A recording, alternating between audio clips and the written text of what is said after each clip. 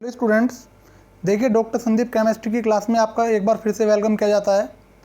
मैंने last lecture में आपको बताया था कि ईएमएफ के बारे में बताया था कि ईएमएफ कैसे हम कैलकुलेट करते हैं।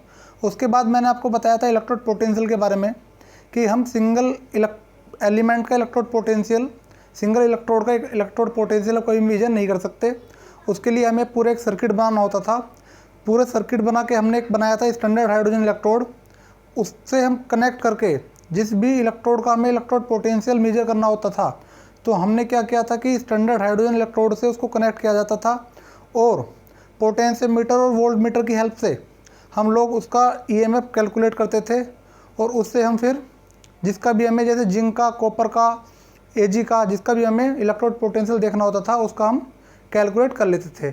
तो मैंने आपको जिंक का बताया था इलेक्ट्रोड पोटेंशियल कैलकुलेट करके, और वो मैंने बताया था आपको -0.76 वोल्ट। ठीक है, तो मैं वहीं से अपने लेक्चर को कंटिन्यू करने जा रहा हूँ। जो मेरे चैप्टर है वहीं से कंटिन्यू करने में जा रहा हूँ। देखिएगा, आज मैं बात करूँगा उसी के बारे में कि जो इलेक्ट्रोड पोटेंशियल था। देखो, मैंने आपको बताया था SRP = -SOP। तो वहाँ से जो मेरी जिंक की वैल्यू आई थी निकल के, जो जिंक SRP ऑफ जिंक आया था वो आया था -0.76। तो क्या होता है कि मैं जिनका भी मुझे चाहिए मैं उसका इलेक्ट्रोड पोटेंशियल कैलकुलेट कर सकता हूँ। किससे कनेक्ट करके? स्टैंडर्ड हाइड्रोजन इलेक्ट्रोड से कनेक्ट करके। तो हम लोगों ने क्या किया, हमारे साइंटिस्ट ने क्या किया, हर एक इलेक्ट्रोड का इलेक्ट्रोड पोटेंशियल मेजर किया SHA से कनेक्ट करके।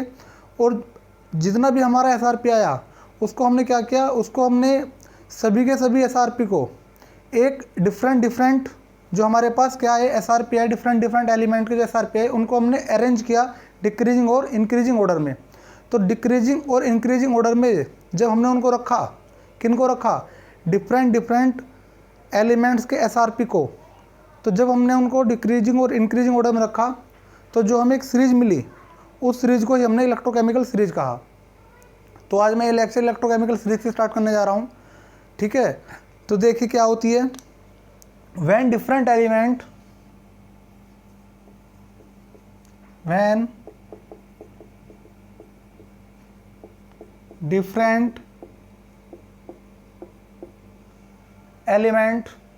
are arranged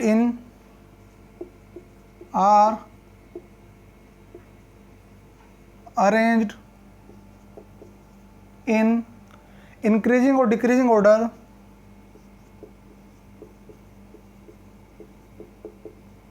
increasing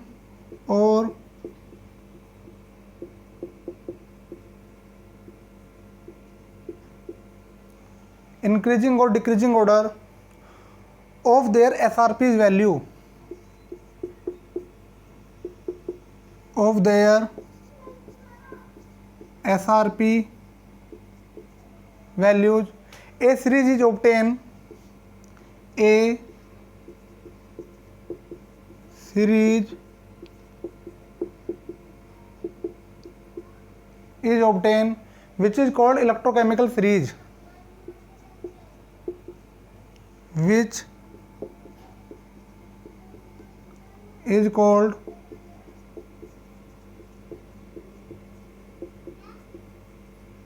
electrochemical series. यानी कि डिफरेंट एलिमेंट्स जो हमारे पास थे, जिसका मुझे इलेक्ट्रोड पोटेंशियल देखना होता था, different elements are arranged in increasing और decreasing order of their SRP value. जो मुझे उनकी SRP वैल्यू मिली थी उसको मैंने इंक्रीजिंग और डिक्रीजिंग ऑर्डर में रखा। इंक्रीजिंग और डिक्रीजिंग ऑर्डर में जब मैंने रखा तो मुझे एक सीरीज वहाँ मिलती है, सीरीज ऑब्टेन होती है, और उस सीरीज को मैं क्या कहता हूँ, इलेक्ट्रोकेमिकल सीरीज में उसको बोलता हूँ। तो देखिए क्या होता है, SRP मोस्ट पॉजिटिव। यदि मेरा SRP मोस्ट पॉजिटिव है, देखो यदि SRP मोस्ट पॉजिटिव है तो इसका मीनिंग है हाईएस्ट टेंडेंसी टू रिड्यूज। इसका मीनिंग है highest tendency to reduce, highest tendency to reduce. यदि बताइए हाईएस्ट टेंडेंसी टू रिड्यूज है तो बताइए इसकी ऑक्सीडाइज होने की टेंडेंसी क्या होगी, लो होगी, यानी कि लीस्ट होगी। इसका मतलब होगा least tendency to get oxidised, least tendency to get oxidised. ठीक है, यदि एसआरपी मोस्ट पॉजिटिव है तो इसका मीनिंग क्या है कि हाईएस्ट टेंडेंसी टू रिड्यूज होने की टेंडेंसी बहुत ज़्यादा है और ऑक्सीडाइज होने की टेंडेंसी बहुत ज़्यादा क्या है, कम है। अब यदि मान लीजिए मेरा एसआरपी मोस्ट नेगेटिव हो,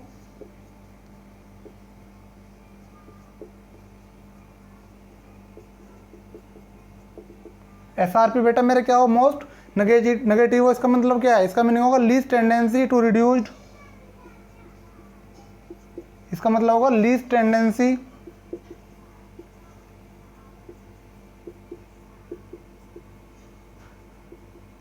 टू रिड्यूज। और यदि लीस्ट टेंडेंसी टू रिड्यूज होगा तो बताइए ऑक्सीडाइज होने की टेंडेंसी क्या होगी, इसके अपोजिट यानी कि high tendency to get oxidised, highest tendency to get oxidised. बात समझ में आती है। मैंने क्या किया, जिन एलिमेंट्स के मेरे पास एसआरपी वैल्यू थी उन एसआरपी वैल्यू को मैंने इंक्रीजिंग और डिक्रीजिंग ऑर्डर में रखा। इंक्रीजिंग और डिक्रीजिंग ऑर्डर में रखने के बाद मुझे क्या मिला, मुझे जो एक सीरीज मिलती है, वो जो सीरीज होती है उसको ही मैं क्या बोल रहा हूँ बेटा, इलेक्ट्रोकेमिकल सीरीज बोल रहा हूँ। ठीक है, ये बात समझ में आती है। दूसरी चीज़, एसआरपी मोस्ट पॉजिटिव, यदि एसआरपी मोस्ट पॉजिटिव है इसका मीनिंग है हाईएस्ट टेंडेंसी टू रिड्यूज, और यदि हाईएस्ट टेंडेंसी टू रिड्यूज है तो least tendency to get oxidise होगा। यदि एसआरपी मेरा मोस्ट नेगेटिव है तो लीस्ट टेंडेंसी टू रिड्यूज, और यदि लीस्ट टेंडेंसी टू रिड्यूज है तो इसका मीनिंग क्या है, highest tendency to get oxidise. तो ये मैंने आपको इलेक्ट्रोकेमिकल सीरीज के बारे में बताया। एक्चुअल में जो लास्ट वाला लेक्चर था उसी का पार्ट था, ज़्यादा लेंथी लेक्चर होने की वजह से मैंने इसको वहाँ नहीं कराया था, तो मैं इसको इस लेक्चर में ऐड कर रहा हूँ। इसे कॉपी कीजिए, फिर मैं नेक्स्ट टॉपिक की बात करता हूँ, गिब्स फ्री एनर्जी की बात मैं करता हूँ, जो मेरा नेक्स्ट टॉपिक है। इस आप एक बार क्लिक कीजिए, फिर हम बात करते हैं गिब्स फ्री एनर्जी की। तो आइए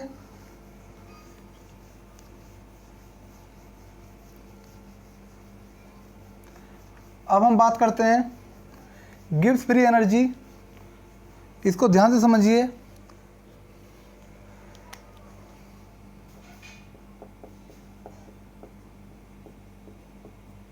Gibbs free energy and EMF of a cell and EMF of a cell. जो टॉपिक है Gibbs free energy and EMF of a cell. देखिए, आपने थर्मोडायनामिक्स जो 11th में आप पढ़ के आए हैं वहाँ आपने सीखा होगा। यदि नहीं सीखा होगा तो मैं आपको बिल्कुल बेसिक से बता रहा हूँ। एक फॉर्मूला हुआ करता है delta G equal to minus N F E cell. ये एक फॉर्मूला हुआ करता है delta G equal to minus N F E cell, where delta G equal to change in Gibbs free energy, change in Gibbs free energy, F is equal to Faraday constant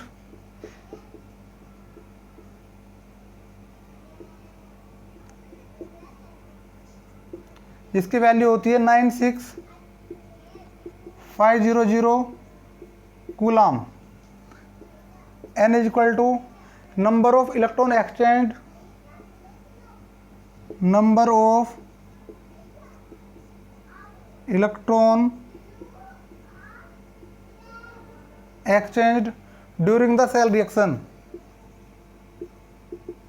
during the cell reaction. ये बेटा वही N है जिनको कहता था कि numerical का base बन रहा आपका, और जो इलेक्ट्रॉन कैंसिल होते थे, जब मैं नेट सेल रिएक्शन लिखता था तो मेरे इलेक्ट्रॉन क्या होते थे, कैंसिल आउट होते थे।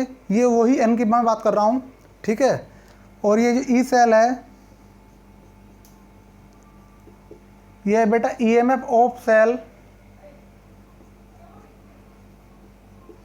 ईएमएफ ऑफ सेल, जिसको मैं बोलता हूँ सेल पोटेंशियल।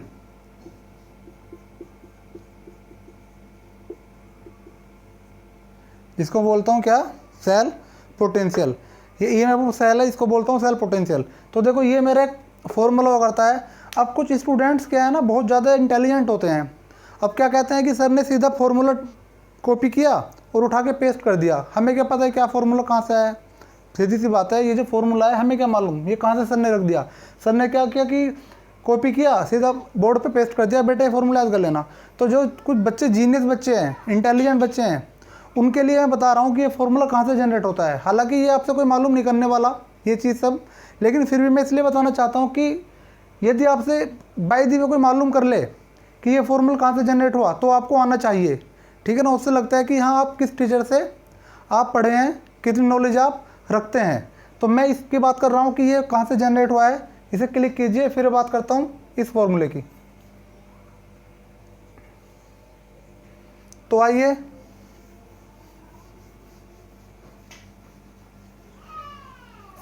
देखो, आपने पढ़ा होगा कि दो तरह के वर्क होते हैं बेटा, एक होता है पीवी वर्क, एक होता है नॉन पीवी वर्क। तो जो पीवी वर्क होता है बेटा, पीवी वर्क जो डब्ल्यू होता है वो होता है equal to minus P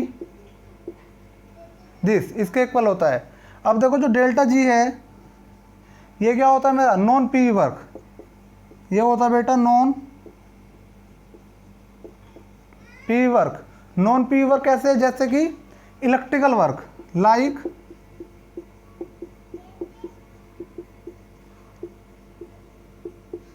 electrical work मेरा क्या है, नॉन पीवी वर्क। और जो इलेक्ट्रिकल वर्क होता है,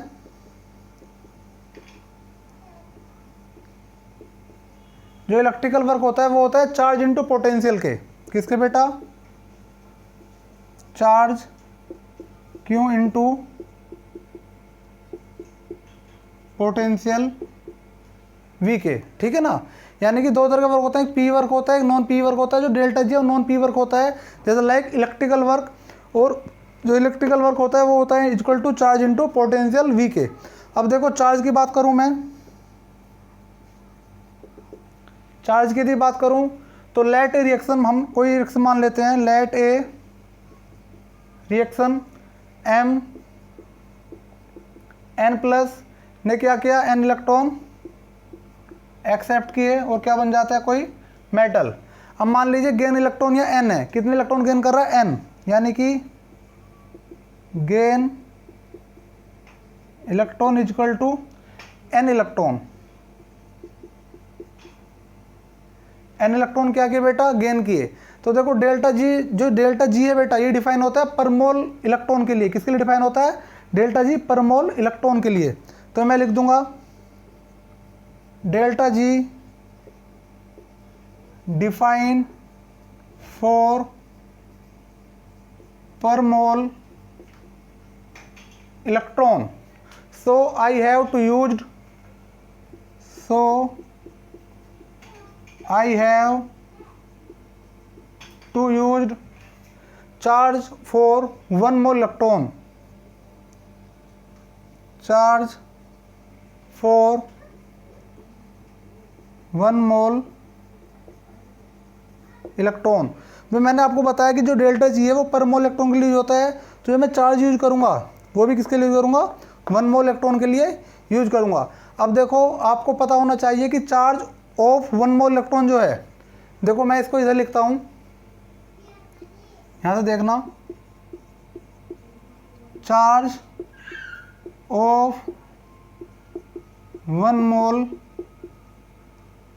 इलेक्ट्रॉन जो होता है वो कितना होता है, देखो बिल्कुल बेसिक बात है, वो होता है बेटा 96500 कूलाम, 96500 कूलाम के, ठीक है। यानी कि ये क्या है, 1 मोल इलेक्ट्रॉन, 1 मोल इलेक्ट्रॉन जो होता है वो क्या होता है, 9650 कूलाम। यानी कि 1 मोल इलेक्ट्रॉन पे इतना चार्ज होता है, यानी कि 1 मोल इलेक्ट्रॉन किसके इक्वल, 96500 कूलाम के। और जो मेरा 96500 कूलाम है इसको बोलता हूँ मैं क्या, फैराडे, यानी कि 1 फैराडे, इसको बोलता हूँ मैं 1 फैराडे। तो थोड़ा सा देखो जगह मेरे पास कम है, आप कॉपी कीजिए, फिर मैं इसका आगे बात बताता हूँ, आगे कंटिन्यू करता हूँ। आप इसको एक बार कॉपी कीजिए।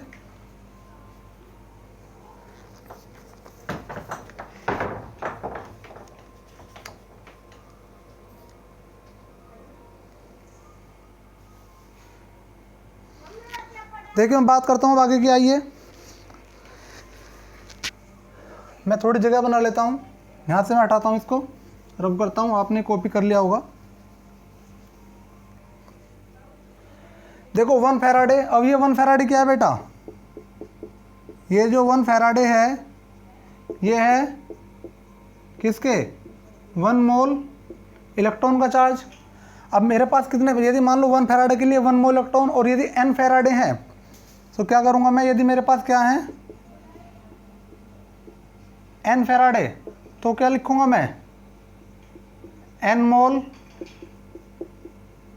इलेक्ट्रॉन। 1 फैराडे का मतलब 1 मोल इलेक्ट्रॉन, और n फैराडे का मीन्स n मोल इलेक्ट्रॉन। तो ये तो बात हुई किसकी, चार्ज की, क्योंकि इलेक्ट्रिकल जो वर्क है वो किसके इक्वल था, चार्ज इनटू पोटेंशियल के। किसके इक्वल था, चार्ज इनटू पोटेंशियल के। तो देखो ये मैंने बात की किसकी, चार्ज की। अब मैं बात करता हूँ किसकी, पोटेंशियल के बारे में। पोटेंशियल के बारे में देखो, सेल पोटेंशियल जो होता है, यानी कि ई सेल होता है बेटा। क्या होता है, ई सेल होता है, ठीक है। अब देखो जो डेल्टा जी है, ये क्या था, अभी मैंने बताया था आपको, चार्ज क्यू इनटू पोटेंशियल था वी। अब देखो चार्ज के इक्वल किसके, क्या रखूँगा मैं, क्या रखूँगा, एन। भाई एन फैराडे का मतलब एन मोल इलेक्ट्रॉन, तो क्या रखूँगा, चार्ज के प्लेस पर एन एफ, और इसकी जगह रखूँगा मैं पोटेंशियल की जगह, ये क्या होता है, E cell, N F E cell. ये किसके इक्वल आएगा, डेल्टा जी के। अब देखो ठीक है, ये बात कर ली हमने। अब ये नेगेटिव साइन का मतलब क्या है, when the cell will work then the value of delta G will decrease. जब सेल वर्क करता है तो डेल्टा जी की वैल्यू क्या होगी, डिक्रीज होगी। इस बात को हम नोट लिख लेते हैं, थोड़ा सा नोट करके आपको क्लियर हो जाएगा। When the cell will work, when the cell will work then the value of delta G, then the value of delta G क्या होगी, will decreased, will decreased। so mention negative sign, so mention negative sign. इसलिए हमने क्या mention किया, negative sign को। तो ये हमारा फॉर्मूला क्या हो जाता है, delta G equal to minus N F E cell. देखो ये फॉर्मूला, इसको मैंने डिफाइन कर दिया, कहाँ से आया है। अब मैं एक बार फिर रिपीट कर रहा हूँ, दो तरह के वर्क होते हैं, पी वर्क और non P work. Non P work जैसे कि इलेक्ट्रिकल वर्क इक्वल टू होता है चार्ज इनटू पोटेंशियल। चार्ज से हमने डील किया, चार्ज को मैंने बताया 1 फैराडे एन मोल इलेक्ट्रॉन के लिए, यानी कि एन एफ, और ये पोटेंशियल होता है ई सेल। ये नेगेटिव साइन क्यों आता है, जब सेल वर्क करता है बेटा तो क्या होगा, डेल्टा जी की वैल्यू क्या होगी, डिक्रीज होगी। तो डेल्टा जी की वैल्यू को डिक्रीज दिखाने के लिए ये मैंने माइनस का सिंबल यहाँ लगाया, तो डेल्टा जी इक्वल टू हो जाता है minus N F E cell. ये उन बच्चों के लिए था जो बच्चे थोड़े से जीनियस टाइप के होते हैं, वो मालूम करते हैं सर ये फॉर्मूला कहाँ से आपने कॉपी किया है, तो मैंने उनको समझाया। अब देखो एक इंपॉर्टेंट बात बताने जा रहा हूँ आपको। देखो इसको आप, ये दिख रहा है आपको, यहाँ नहीं दिख रहा आपको, चलो मैं थोड़ा साफ कर देता हूँ।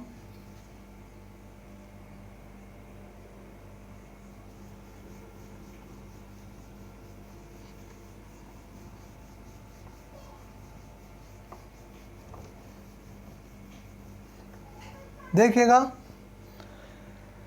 इंपॉर्टेंट है, इंपॉर्टेंट देखिएगा क्या होता है, डेल्टा जी इक्वल टू 0 हो सकता है, ये पॉसिबल है, डेल्टा जी इक्वल टू 0 हो सकता है, लेकिन कभी भी बट डेल्टा जी नोट 0 के इक्वल नहीं हो सकता।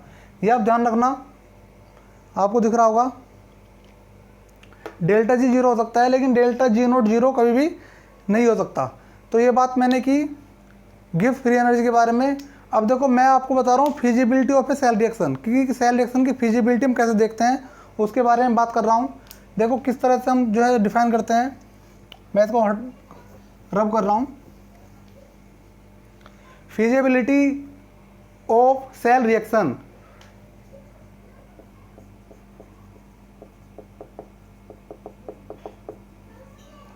फीजिबिलिटी ऑफ सेल रिएक्शन, यानी कि किसी भी सेल रिएक्शन की फीजिबल होने के लिए उसके लिए क्या क्या कंडीशन है। देखो हमने थर्मोडायनामिक्स में पढ़ा है, we learned in thermodynamics, we learned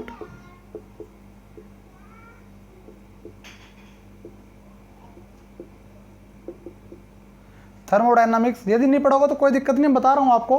आप 11th में ऐसा है थर्मोडायनामिक्स, शायद क्या 11th में है, आप वहाँ पढ़ के आएंगे थर्मो के बारे में। यदि नहीं पढ़ा होगा तो मैं यहाँ पे आपको उसको एक्सप्लेन कर रहा हूँ। थर्मोडायनामिक्स क्या पढ़ा है, देखो for a reaction to B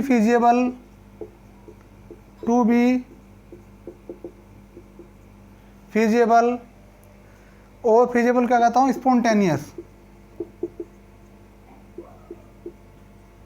to be feasible और स्पॉन्टेनियस।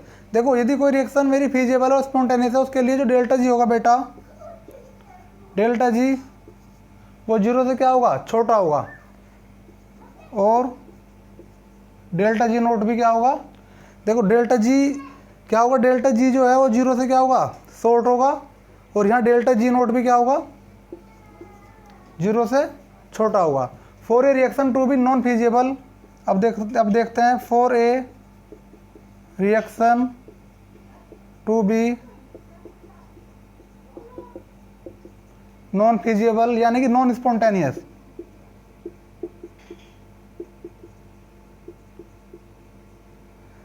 ये तो आपको पता होगा स्पॉन्टेनियस और नॉन स्पॉन्टेनियस रिएक्शन के बारे में। यानी कि जो रिएक्शन हो जाती हैं अपने आप होती हैं स्पॉन्टेनियस, जो अपने आप नहीं होती वो नॉन स्पॉन्टेनियस, फीजिबल और नॉन फीजिबल।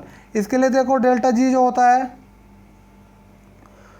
वो क्या होता है, 0 से बड़ा होगा, और डेल्टा जी नोट भी क्या होगा बेटा, 0 से क्या होगा, बड़ा होगा, ठीक है ना, ग्रेटर होगा।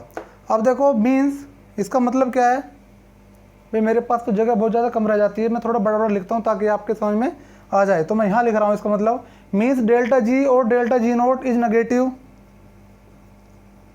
मीन्स डेल्टा जी और delta G naught is negative, reaction will feasible, reaction को मैं आर एक्शन लिख रहा हूँ, समझ जाना, रिएक्शन विल क्या होगी बेटा, फीजिबल और स्पॉन्टेनियस। यानी कि देखो इसका मतलब क्या है भाई, ये जो डेल्टा जी है 0 से क्या है, शॉर्ट है, छोटा है, तो 0 से यदि कम है तो इसकी वैल्यू नेगेटिव आनी है, यदि 0 से कम है तो इसकी वैल्यू क्या आएगी, नेगेटिव आएगी। तो यदि इसकी वैल्यू नेगेटिव है, इसकी वैल्यू नेगेटिव है, इसका मतलब क्या है, रिएक्शन कैसी होगी, फीजिबल या स्पॉन्टेनियस होगी। दूसरी तरफ इसके बारे में बात करते हैं, यदि ये 0 से क्या होगा, ग्रेटर होगा, तो 0 से ग्रेटर 1 2 कुछ भी हो सकता है, यानी कि 0 से तो बड़ा ही ग्रेटर ही होगा, तो हमेशा कैसा होगा, पॉजिटिव होगा। तो क्या लिखना चाह रहा हूँ, डेल्टा जी और delta G naught is positive, reaction will कैसी होगी, विल बी नॉन फीजिबल और नॉन स्पॉन्टेनियस, ठीक है बेटा। यानी कि यदि डेल्टा जी नेगेटिव होगा तो रिएक्शन फीजिबल होगी, और यदि डेल्टा भी पॉजिटिव होगा तो रिएक्शन क्या होगी, नॉन स्पॉन्टेनियस होगी। अब यदि मान लीजिए जो डेल्टा जी है, डेल्टा जी किसके, 0 के इक्वल हुआ तो क्या होगा, यहाँ देखिएगा, यहाँ बता रहा हूँ, यहाँ जगह है मेरे पास, delta G and if delta G is equal to 0, तो रिएक्शन कैसी होगी, इक्विलिब्रियम पर, रिएक्शन किस पर होगी, विल एट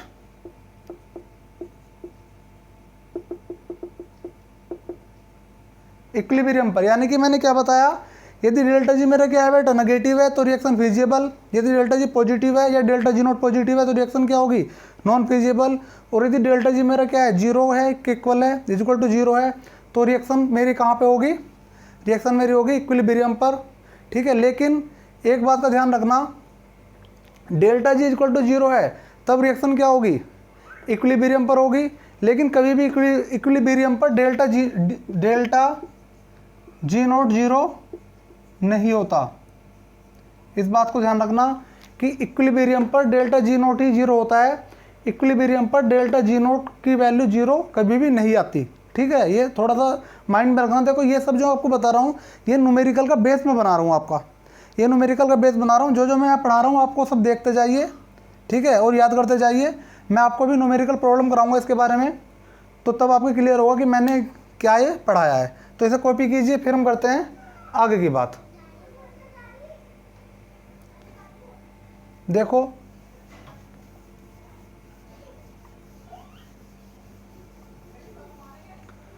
अब देखो, मैंने आपको फॉर्मूला बताया था क्या बेटा, delta G is equal to minus N F E cell minus N Faraday E cell. दिख रहा है ना आपको? हाँ अभी तो दिख रहा है। मैंने आपको ये फॉर्मूला बताया था। अब देखो, सो डेल्टा जी यदि मेरा, अब मैं यहाँ देखो ये स्टैंडर्ड लेके चल रहा हूँ, डेल्टा जी नोट को लेके चल रहा हूँ, ठीक है, डेल्टा जी नोट को ही मैं यहाँ लेके क्या चल रहा हूँ। तो देखो delta G naught is equal to minus N F E cell. अब देखो यदि डेल्टा जी नोट जो है बेटा मेरा, डेल्टा जी नोट यदि क्या है 0 से स्मॉल है, तो बताइए ई नोट सेल क्या होगा। तो यहाँ ई नोट आएगा, जब मैं इसको स्टैंडर्ड मान रहा हूँ तो ये भी क्या आएगा, ई नोट आएगा। तो बताइए जो ई नोट सेल होगा ये क्या होगा। देखो ध्यान से, यदि डेल्टा जी नोट 0 से मेरा छोटा है, शॉर्टर है या 0 ग्रेटर है, तो बताइए डेल्टा ई नोट 0 से क्या होगा, ग्रेटर होगा नहीं होगा। ठीक है, ऊपर देखो फॉर्मूला, इससे आप आइडिया लगा सकते हो। तो डेल्टा जी नोट क्या होगा, ग्रेटर होगा। और यदि यहाँ क्या, इसका मीनिंग क्या है, इसका मीनिंग है डेल्टा जी नोट क्या है, नेगेटिव है। इसका मीनिंग यही तो है, 0 से छोटा है, तो डेल्टा जी नोट क्या है, नेगेटिव। तो ये ई नोट सेल क्या होगा, ई नोट सेल क्या होगा, पॉजिटिव होगा। यानी कि डेल्टा जी नोट यदि 0 से छोटा है तो नेगेटिव है। मीनिंग क्या है, इसका मतलब ई नोट सेल क्या होगा, पॉजिटिव होगा।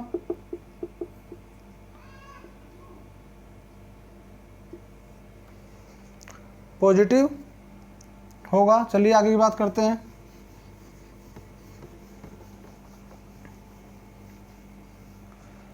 अब देखो एक केस तो मैंने ये लिया, अब मैं दूसरा केस लेने जा रहा हूँ। कौन सा केस लेने जा रहा हूँ, देखो यहाँ मैंने आपको बताया कि जो डेल्टा जी है यदि वो 0 से क्या है, छोटा है, तो ई नोट सेल 0 से क्या होगा, बड़ा होगा, ग्रेटर होगा। और डेल्टा जी नेगेटिव होगा तो ई सेल क्या होगा, पॉजिटिव होगा। अब यदि जो डेल्टा जी नोट है यदि वो 0 से छोटा है, तो बताइए जब मेरा डेल्टा जी नेगेटिव होता था, डेल्टा जी मेरा नेगेटिव होता था, तो मेरी रिएक्शन क्या होती थी। देखो मैं लिखूंगा उसको, इफ, अभी मैंने बताया इफ डेल्टा जी नोट, तो इसका मीनिंग क्या है, ई नोट सेल क्या होगा, greater than 0।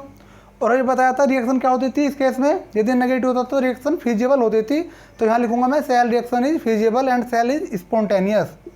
Cell reaction is feasible and cell is spontaneous. अभी बताया था मैंने आपको, अभी ये चीज़ बताई थी।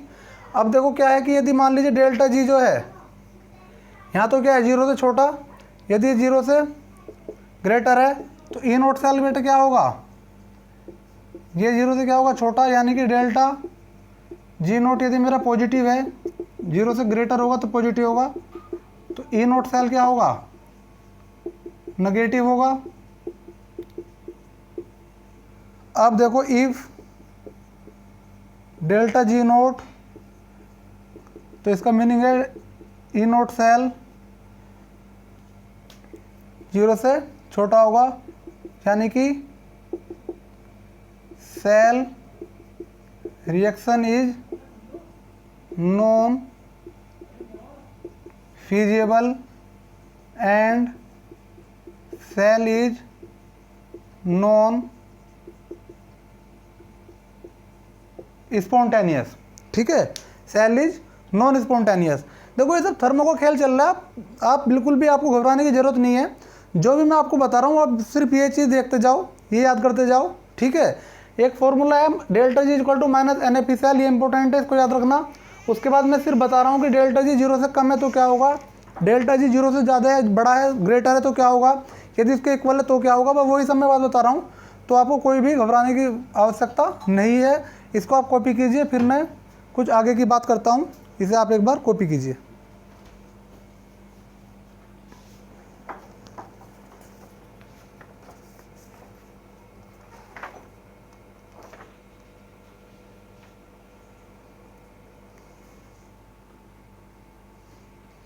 तो आइए अब देखते हैं कुछ और आगे की बात।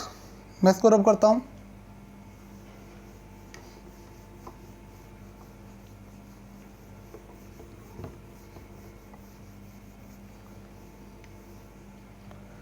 देखो if delta G naught is equal to क्या होगा, 0। If delta G naught delta G is equal to क्या है, 0। तो इसका मीनिंग क्या है, इसका मीनिंग है ई सेल क्या होगा, ई सेल भी क्या होगा, 0। तो cell reaction is at equilibrium. इसका मतलब है कि यहाँ जो सेल रिएक्शन होगी, cell reaction is at equilibrium पर होगी। ठीक है, लेकिन बट डेल्टा जी नॉट बताया था कभी भी 0 के इक्वल वो नहीं होता है। इसका मतलब क्या है, ई नॉट सेल भी